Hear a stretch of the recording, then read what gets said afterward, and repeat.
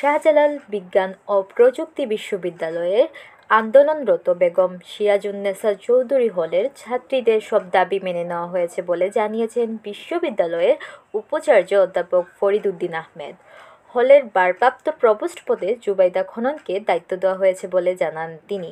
শুক্রবার 14 জানুয়ারি সন্ধ্যায় শিক্ষার্থীদের আন্দোলনের প্রেক্ষিতে এসব কথা বলেন তিনি। স্পন্সর রোচক মশলা।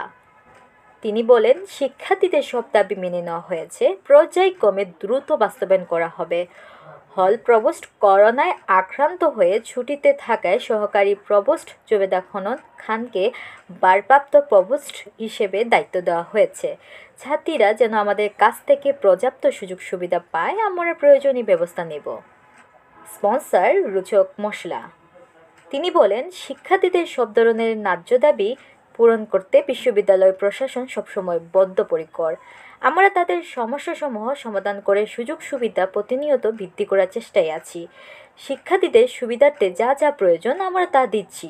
রাতারাতি তো সব কিছু পূরণ করা সম্ভব নয়। বর্তমানে আবাসিক হলের পরিবেশ অনেক ভালো আছে, দিনে দিনে আরও ভালো হবে। সিলেট আলাপন, সৈয়দা তানিয়া ইসলাম।